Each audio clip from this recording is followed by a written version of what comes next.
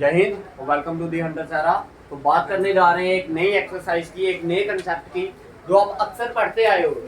लेकिन आज हम जो कंसेप्ट यूज करेंगे उसके लिए वो क्या होगा, बिल्कुल आपके लिए अलग होगा। तो कंसेप्ट क्या है आपका, एरिया ऑफ ट्राइंगल फाइंड करने का। क्या है? एरिया ऑफ ट्राइंगल को फाइंड करने का जो मेथड है उसको हमने बताना है। देखो, आप छोटी क्लासेस से क्या कर रहे हो, area of triangle find out करते आ रहे हो। ये मान लो आपके पास एक ट्राइंगल दिया गया है, एक ये मान लीजिए ट्राइंगल और एक ये मान लीजिए। ठीक है, आपके पास ये क्या दिया है, ट्राइंगल। आपने क्या निकालना है, इनका एरिया निकालना है। तो आपको दो मेथड पता होंगे अभी तक दो। वो क्या होता है, एक 1/2 बेस इंटू अल्टीट्यूड, एक फार्मूला तो आपने ये पढ़ा है छोटी क्लासेस में, और एक फार्मूला हीरोन फार्मूला भी पढ़ा है, S into S minus A into S minus B into S minus C. Clear है? ये दोनों फार्मूले तो आपने पढ़े ही पढ़े हैं। आज एक नया फार्मूला करेंगे जब ना ही आपको साइड दी होगी।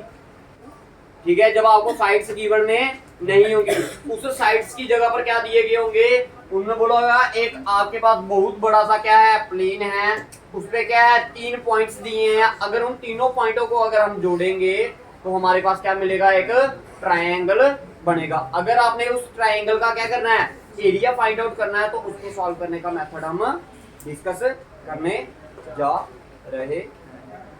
करें स्टार्ट करेंगे।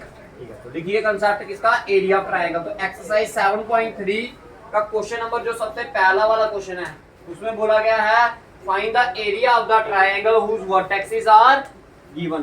ट्रायंगल के क्या दिए गए हैं आपको, वर्टेक्स गिवन में दिए गए हैं। तो सबसे पहला वाला वर्टेक्स बताइए क्या है, क्या दिया है, 2,3। मान लो ये आपका क्या है, ट्राइंगल का ए पॉइंट है। और क्या ट्राइंगल के कौन सा दूसरा पॉइंट बताइए, -1,0। Next point 2,-4। तो सबसे पहले गिवन पॉइंट्स लिख लीजिए तीनों।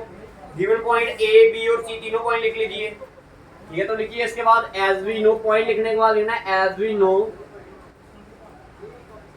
Area of triangle ABC is equals to 1/2 x1 x2 x3 और फिर से क्या आपका x1, फिर y1 y2 y3 अगेन क्या आपका y1। क्लियर है? क्लियर है? अब देखिए इनमें देखो, इसको मान लीजिए आप x1 y1, इसको x2 y2, इसको x3 y3। अगर इसको आप x1 y1 मानना चाहते हो तो इसको भी मान सकते हो, कोई ऐसा फर्क नहीं पड़ेगा। जिसको मर्जी x1 y1 मान लीजिए, जिसको मर्जी x2 y2 मान लीजिए, जिसको मर्जी आप x3 y3 मान लीजिए। ठीक है जी, अब मैंने इसको x1 y1 माना, इसको x2 y2, इसको x3 y3, इनकी वैल्यू इधर पुट कर दी मैंने। 1/2 ध्यान से समझना। ठीक है, एक छोटी सी लाइन का आंसर है, एक ज्यादा बड़ा नहीं है। इधर कर दिया गया 1/2 x1 y1 की वैल्यू क्या है 2, और थोड़ा खुला खुला लिखना ताकि समझ आ रही, 2 और 3। फिर क्या है आगे नेक्स्ट वैल्यू -1 और 0। अगली वाली वैल्यू ये आ गया x1 y1 x2 y2 x3 y3, और नीचे क्या था फिर से x1 y1। x1 क्या है 2 3। क्लियर है? अब देखिए सॉल्व करने का मेथड ध्यान से, अब सारे लिखना नहीं कोई भी, अब पहले समझ लीजिए। देखिए ब्रैकेट लगा लिया आपने, इसको करना है मल्टीप्लाई इसके साथ। 2 × 0 किया तो क्या आया 0, बीच में साइन आएगा माइनस का, बीच में साइन माइनस का। पहले इधर से इधर मल्टीप्लाई किया, अब इधर से इसके साथ। -1 × 3 करोगे तो क्या आएगा, ऑलरेडी माइनस है तो क्या बन गया, बताओ क्लियर, बताओ क्लियर है? बीच में साइन आएगा किसका, प्लस का। एक पार्ट खत्म। अब इधर इसको इसके साथ मल्टीप्लाई, -1 × -4, बीच में साइन 2 × 0 किया तो बताओ क्लियर। दूसरा वाला पार्ट भी क्लियर। अब आइए तीसरा, 2 × 3 किया तो 6, बीच में साइन। 2 × -4 किया तो बताओ समझ आया या नहीं आया, बताओ समझ आया या नहीं आया।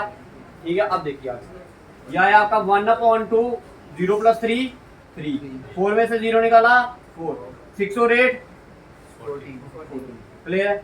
14 और 4 18, 18 और 3 21। ये आ गया 1/2 मल्टीप्लाई बाय 21।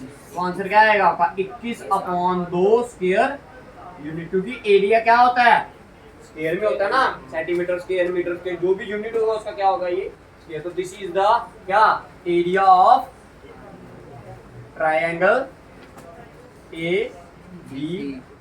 बताओ क्लियर है या नहीं है जी? सभी को समझ आया? ठीक है, ये था क्वेश्चन नंबर फर्स्ट का फर्स्ट पार्ट।